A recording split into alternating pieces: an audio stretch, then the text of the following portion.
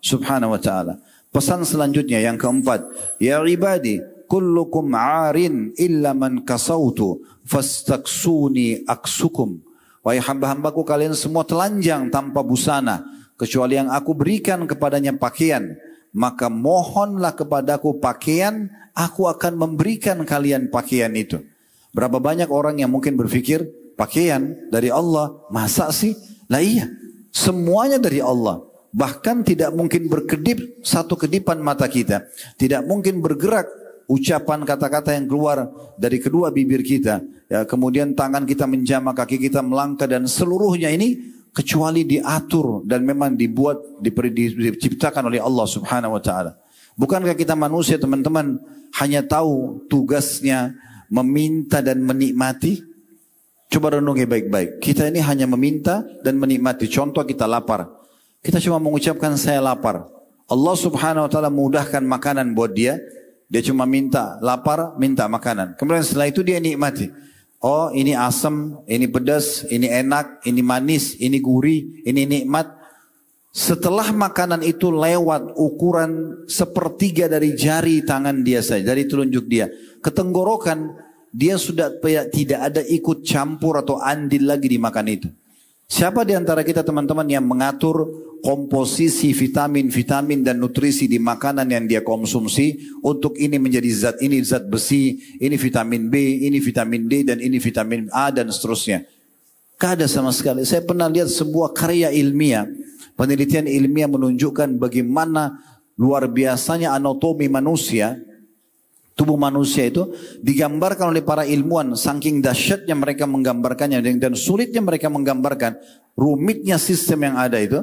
Mereka bilang kalau ada makanan yang masuk dikonsumsi oleh manusia, maka ibaratnya tubuh manusia itu seperti satu pabrik yang sangat besar dengan ada jutaan lift, bukan satu dua, yang siap pada saat makanan itu masuk, maka terpecah-pecah masing-masing di liftnya dan difungsikan, dibawa ke area yang dan zona yang memang sudah ditunjuk oleh Sang Pencipta. Kemudian setelah itu yang tidak dibutuhkan dikeluarkan dalam bentuk kotoran dan dibuat ada satu sistem, mau nggak mau kotoran itu kita akan buang. Kalau kita tidak buang kita akan sakit, supaya manusia itu bisa selamat. Sebuah sistem yang luar biasa yang sudah cukup harusnya menyadarkan kita memang ada Pencipta yang mengatur semua itu. Selanjutnya, pesannya yang keenam atau yang kelima tepatnya, ya ibadi innakum tukhti'una bil-laili wan-nahar wa ana aghfirudz dzunuba jami'a fastaghfiruni aghfir lakum. Wahai hamba-hambaku, kalian semua berbuat salah dan pelanggaran di malam dan di siang hari, dan akulah satu-satunya yang bisa memaafkan kesalahan-kesalahan kalian semuanya. Mohon maaflah kepadaku, aku akan maafkan kalian. Pesan selanjutnya, jadi kalau kita salah, yang paling pertama mohon maaf kepada Allah Subhanahu wa taala, baru mohon maaf kepada manusia, ya.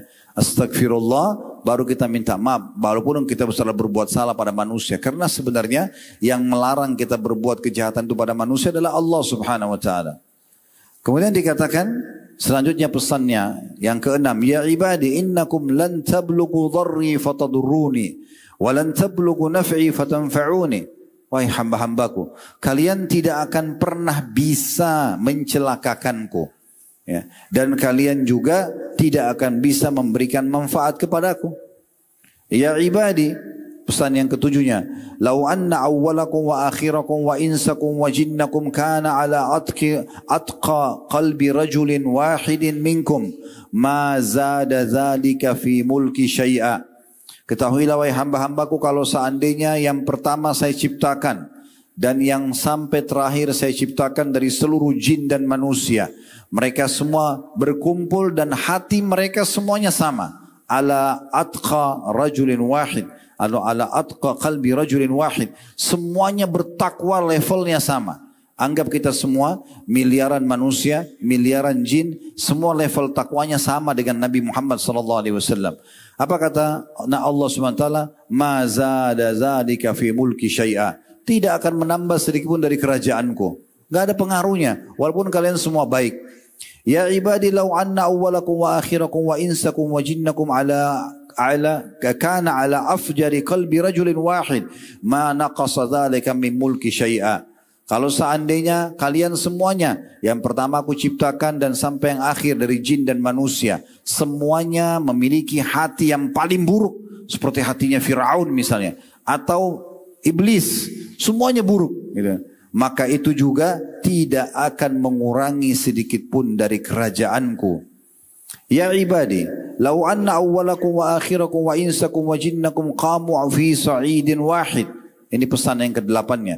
Wahai hamba-hambaku, kalau seandainya yang pertama aku ciptakan dari jin dan manusia, semuanya, sampai yang terakhir nanti aku ciptakan, semuanya berdiri di satu lapangan, satu tempat. Kemudian fasa'aluni fa'ataitu kulla insanin mas'alatah. Kemudian semuanya minta, apa saja masing-masing minta hajat yang terbaiknya. Dan aku berikan semuanya. Semua manusia, semua jin. Dari manusia pertama dan jin pertama sampai manusia dan jin yang terakhir. Semua aku kasih urusan-urusan dan permintaan mereka. Lalu kata Allah SWT, ma naqasa dhalika mimma indi illa kama yanqusul mikhyatu idha udkhilal bahar. Tidak akan mengurangi sedikit pun dari kerajaan dan kekayaanku kecuali hanya seperti jarum yang dicelupkan di lautan lalu diangkat. Maka tidak ada sedikit pun yang berkurang dari kekayaanku. Dan ini dikuatkan juga dengan lanjutan pesan ke-9-nya, ya ibadi, innama hiya a'malukum uhsiha lakum uwaffiyakum iyaha, faman wajada khairan falyahmadillah, waman wajada ghaira dzalika fala yalumanna illa nafsah. Wahai hamba-hambaku, sesungguhnya apa yang aku perintahkan pada kalian, sholat, puasa, bakti sama orang tua, bersedekah, haji dan umrah dan seterusnya. Itu adalah amal-amal yang aku berikan perintahkan pada kalian, dan aku akan kembalikan juga manfaatnya kepada kalian. Maka siapa yang mendapatkan kebaikan karena patuh kepadaku, maka dia harusnya memuji Allah dengan itu. Dan barang siapa yang mendapatkan selain itu, dia justru menolak untuk beriman kepada Allah, ya, dia berbakti pada Allah, menjalankan perintah, justru dia masuk dalam kemaksiatan, maka jangan dia salahkan kecuali dirinya sendiri. Hadis yang mulia ini diriwayatkan oleh Imam Muslim dan dinukil bahwasanya Sa'id rahimahullah bin Musayyib berkata, kana Abu Idris Al-Khulani, ini salah satu tabi'in, ulama tabi'in yang lain, Abu Idris rahimahullah seorang yang sangat soleh, idza haddatsa bihadzal hadits jatha ala rukbatai. Kalau dia baca hadis ini dan dia sering mengulang-ulanginya, maka setelah membaca dia pun berlutut di atas kedua lututnya, karena dia meyakini benar sebenarnya dia diciptakan oleh Allah yang selalu mengawasi dia, dan apapun harusnya dia menggantungkan kepada Allah subhanahu wa ta'ala. Dan kita tahu juga hadis Ibnu Abbas yang masyhur, sebuah hadis yang sahih diriwayatkan oleh Imam Ahmad dan juga Tirmidzi, di mana Nabi SAW bersabda kepada beliau, ya gulam inni u'allimuka kalimat, hai anak kecil, aku ajarkan kepadamu kalimat-kalimat. Ya, dalam beberapa riwayat lain, fahfadha, hafallah dia. Ihfadillah yahfaduk, jaga selalu hubungan baikmu dengan Allah, Allah akan menjagamu. Ihfadillah tajidhu tujahak, selalulah jaga hubungan baikmu dengan Tuhanmu, maka engkau akan temukan dia selalu berada di hadapanmu. Idza sa'alta fas'alillah, kalau kau minta sesuatu, hanya minta kepada Allah. Jadi manusia itu hanya pelengkap saja. Minta dulu kepada Allah, nanti Allah akan gerakkan dan datangkan tadi manusia sebagai perangkat dan penyebab terpenuhi kebutuhan kita. Wa idza sta'anta fasta'in billah. Kalau minta tolong, hanya minta tolong kepada Allah. Wa'lam annal ummata idza ijtama'at ala an yanfa'uka bi syai'in lam yanfa'uka illa bi syai'in qad kataballahu lak. Ketahuilah kalau seandainya umat ini semuanya berkumpul atau satu umat berkumpul untuk memberikan kepadamu manfaat, memberikan kepadamu sesuatu yang kau sukai, maka tidak akan sampai kepadamu kecuali yang sudah Allah catatkan untukmu. Wa in ijtama'u ala yadurruka bi syai'in lam yadurruka illa bi syai'in qad kataballahu 'alaik. Dan kalau mereka semua berkumpul untuk menyusahkanmu, membahayakan, menimpakanmu sesuatu yang berbahaya, maka tidak akan menimpahmu kecuali yang sudah Allah catatkan terhadapmu. Rufi'al aqlam wa jaffatis suhuf, telah kering semua pena-pena yang dipakai tulis takdir, dan juga telah diangkat pena-pena menulis takdir, dan juga telah kering catatan di Lauhil Mahfuz. Ini semua teman-teman sekalian memberikan gambaran, diantaranya adalah bagaimana kita harus hanya bergantung kepada Allah Subhanahu wa ta'ala. Allah lah solusi dari segalanya. Allah lah sumber kebahagiaan kita. Dan tidak ada puncak kebahagiaan dari seorang hamba setelah dia bergantung kepada Allah Subhanahu wa ta'ala. Nabi Muhammad SAW sampai pada level beribadah kepada Allah bukan lagi mengejar keutamaannya. Kalau anda beribadah masih mengejar fadilahnya apa sih? Saya dapat apa kalau sholat malam, saya dapat apa kalau sedekah, saya dapat apa kalau haji. Ini levelnya masih standar. Orang boleh melakukan itu karena memang Allah Subhanahu wa taala menjanjikan semua keutamaan dari semua ibadah. Tidak ada satupun ibadah kecuali dijanjikan keutamaan. Apa yang anda akan dapatkan sudah disampaikan. Tetapi kalau orang sudah sampai pada tingkat level akidahnya sangat bagus, dia menghadirkan Allah Subhanahu wa taala dalam semua lini kehidupan dia. Dia yakin Allah selalu mengawasi dia, Allah tempat dia bergantung, Allah tempat dia memohon, meminta perlindungan, maka dia beribadah bukan lagi mengejar keutamaan, tapi sudah betul-betul karena menjalin hubungan baiknya sama Allah dan juga sebagai tanda syukurnya.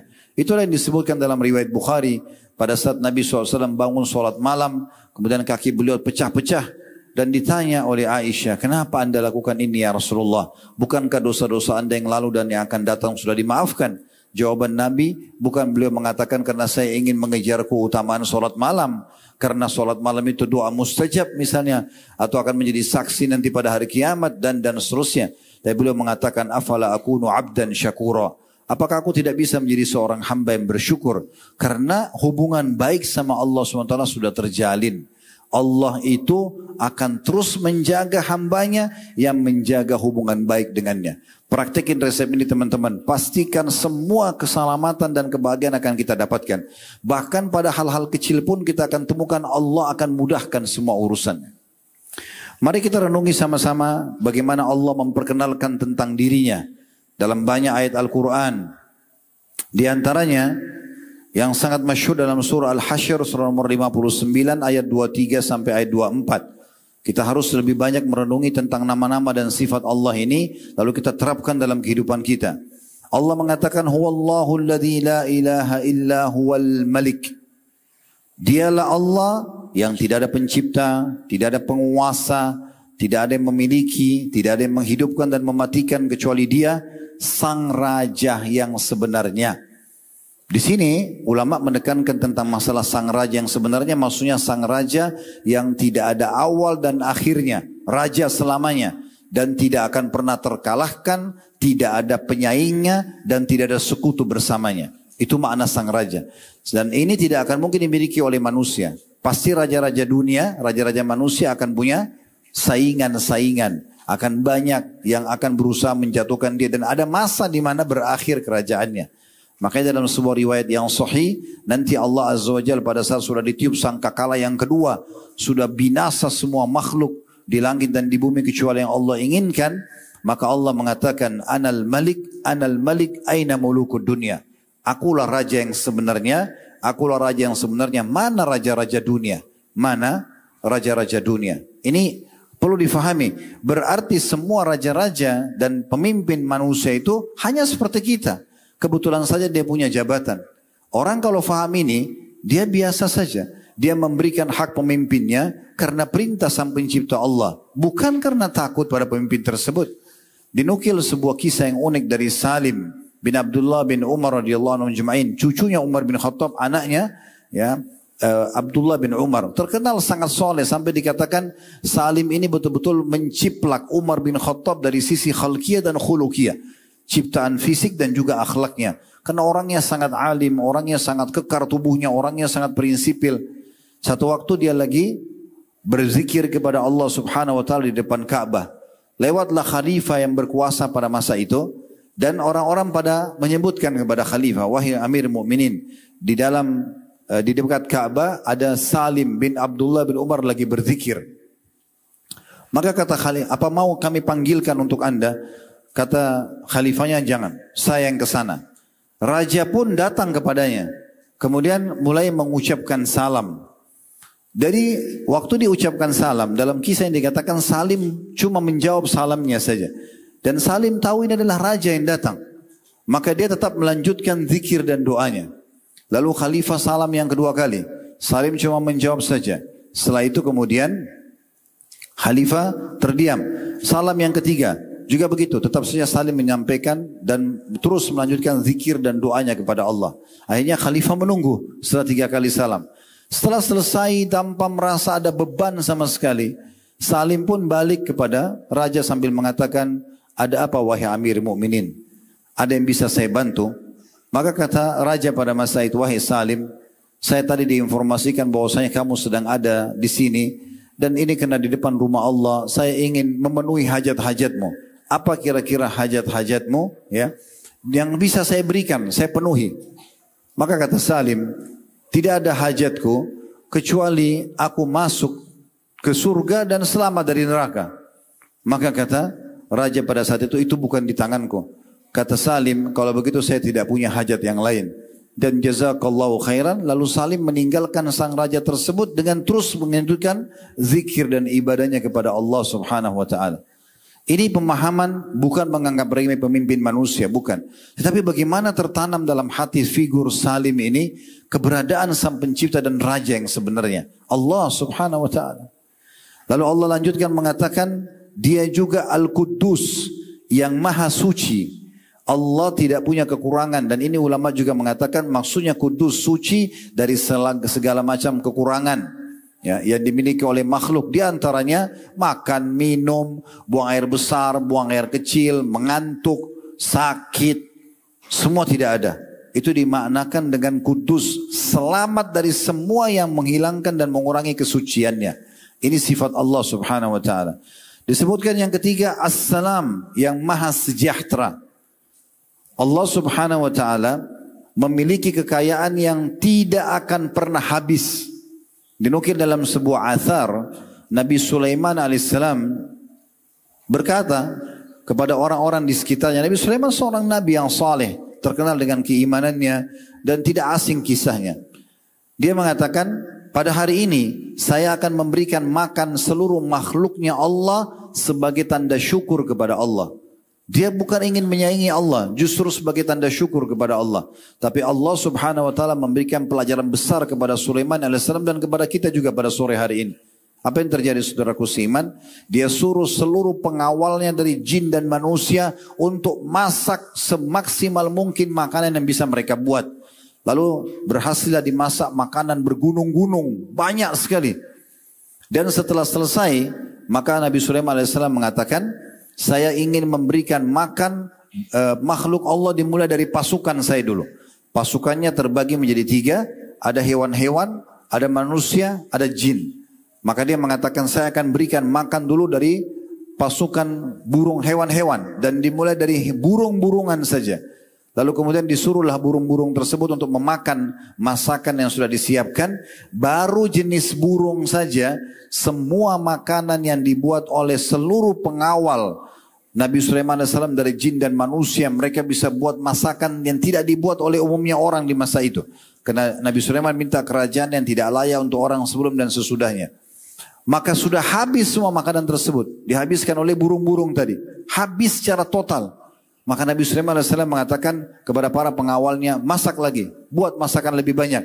Sebab masih banyak yang belum makan. Semuanya angkat tangan mengatakan, kami sudah tidak bisa wahai Nabiullah. Kemampuan kami maksimal hari ini begini. Dari sekian ribu jin dan manusia, mereka tidak mampu buat lagi makanan tersebut. Maka Nabi Sulaiman mengucapkan kata-kata yang terukir. Dia mengatakan, ya maha suci Allah, subhanallah, atau maha suci Allah yang telah memberikan makan seluruh makhluknya tanpa habis stok makanannya. Tidak pernah habis. Jadi kalau teman-teman minta sama Allah, yakinlah kita sedang minta kepada zat yang maha kaya. Dalam sebuah riwayat yang sahih, pernah Nabi SAW mendatangi Bilal dan Bilal mengeluarkan kurma yang sangat ranum dan bagus. Kata Nabi SAW, wahai Bilal, apa ini? Kata Bilal, ya Rasulullah, saya simpan buat anda. Kata Nabi SAW, hai Bilal, bersedekahlah dan jangan pernah kau takut miskin kepada pemilik singgasana yang agung.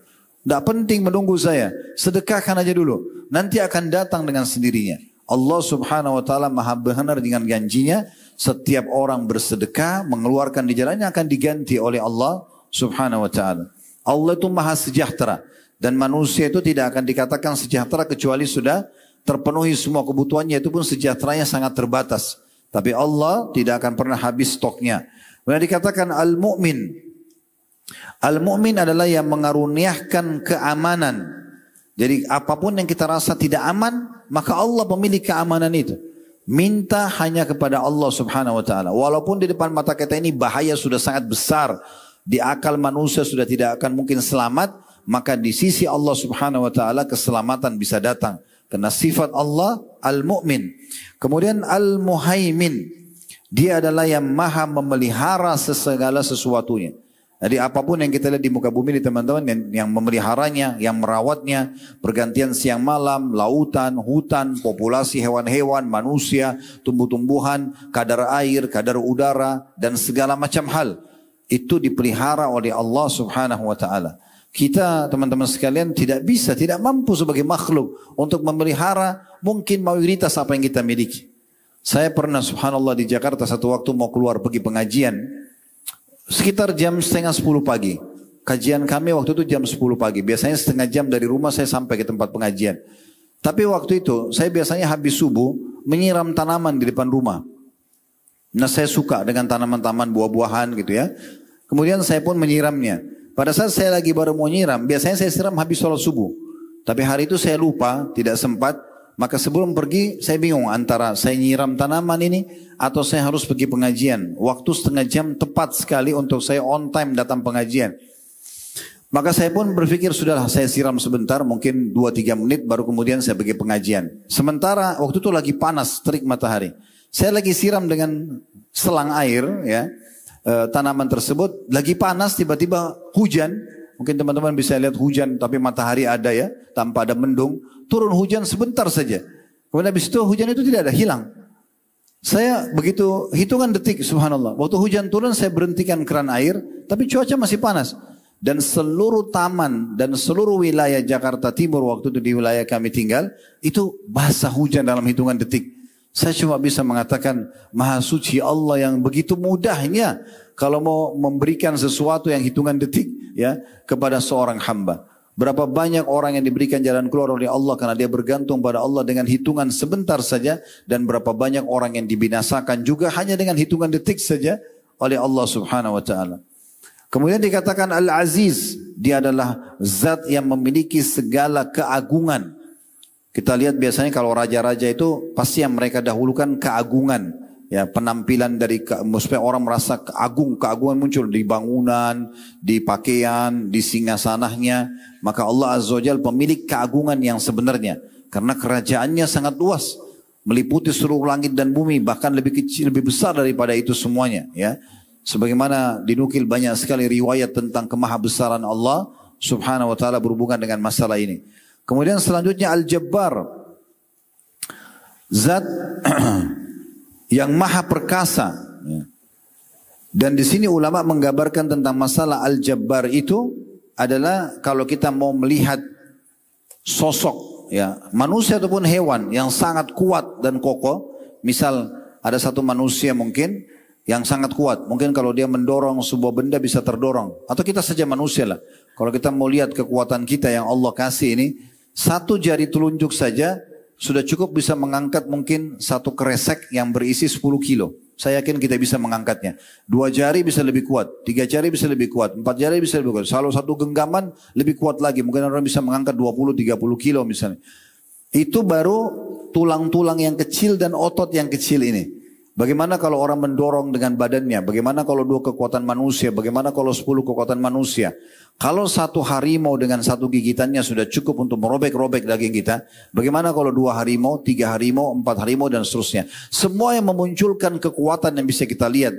Batu yang keras misalnya, ya hembusan angin yang kuat misalnya, ya hempasan ombak air yang keras misalnya. Contoh, semua itu teman-teman adalah bagian kecil dari sifat Jabbarnya Allah subhanahu wa ta'ala. Allah itu maha perkasa dan maha kuasa terhadap segala sesuatunya. Kemudian dikatakan Al-Mutakabbir, zat yang paling sombong. Allah subhanahu wa ta'ala memang salah satunya yang boleh sombong, yang lain tidak boleh. Makanya Allah SWT mengatakan sesungguhnya kesombongan adalah pakaianku. Siapa yang coba menyaingiku di situ, maka aku akan lemparkan atau aku akan menyiksanya. Ya, lemparkan api neraka atau akan menyiksanya.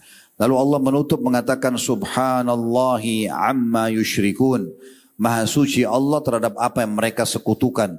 Apa sih yang diminta oleh manusia? Siapa yang didatangi? Dukun-dukun, batu-batu keramat, jimat-jimat, ya, atau dewa-dewa yang mereka sendiri tidak pernah bertemu, bahkan tidak tahu kekuatannya. Itu yang mau disekutukan dengan Allah subhanahu wa ta'ala yang tidak bisa memberikan apa-apa. Orang-orang Quraisy dulu di Mekah, mereka menggantungkan nasibnya dengan patung-patung, makanya dikenal dengan masa jahiliyah. Ya. Mereka yang pahat patung itu, mereka yang warnahi, mereka yang berikan nama, mereka yang taruh di tempatnya. Kemudian setelah itu, mereka kalau rusak mereka perbaiki, lalu mereka panggil sebagai Tuhan sekutu-sekutu Allah. Di mana akal sehatnya? Begitu juga masa kita sekarang. Mereka gantungkan nasib dengan jimat yang digantung di badannya, dengan menyatakan bisa memberikan keselamatan pada dia. Atau dia mengundi nasibnya dengan benda-benda yang tidak ada manfaatnya dan tidak ada hubungannya. Seperti tradisi kita biasa mengatakan kalau tangan kanan gatal mau keluar uang, tangan kiri mau dapat uang. Atau kelopak matanya kedap-kedip di atas seperti dia akan bahagia, kalau yang di bawah dia akan sedih. Dan segala macam hal-hal yang tidak ada hubungannya sama sekali. Ini semua karena krisis masalah akidah. Sekarang luar biasa. Ya, orang hujan yang jelas Allah SWT yang ciptakan, Allah yang turunkan, Allah yang hentikan, pakai jasa ya orang-orang yang memberhentikan hujan, menurunkan hujan. Bahkan Nabi SAW mengatakan dalam sebuah hadis, selepas sholat subuh, waktu itu malam hari turun hujan. Lalu kata Nabi SAW, Allah berfirman, pada pagi hari ini telah tiba di pagi hari hamba-hambaku yang beriman kepadaku dan kafir kepada bintang-bintang. Dan ada juga hamba-hambaku yang beriman pada bintang-bintang kafir kepadaku. Adapun yang mengatakan hujan turun dengan karunia Allah, maka dia beriman kepadaku dan kufur kepada bintang-bintang. Dan yang mengatakan hujan turun karena bintang ini atau bintang itu, dia telah beriman pada bintang dan kufur kepadaku. Allah subhanahu wa ta'ala mengatur semuanya. Kenapa kita lupakan poin ini? Terlebih lagi yang melakukannya adalah seorang muslim. Pergi minta kepada dukun hanya untuk membuat istri atau suaminya suka. Dan itu lintas alam. Allah buat jin itu tidak nampak. Tidak usah ngobrol, gak usah berteman, gak usah menikah. Selesai. Cukup kita imani keberadaan mereka.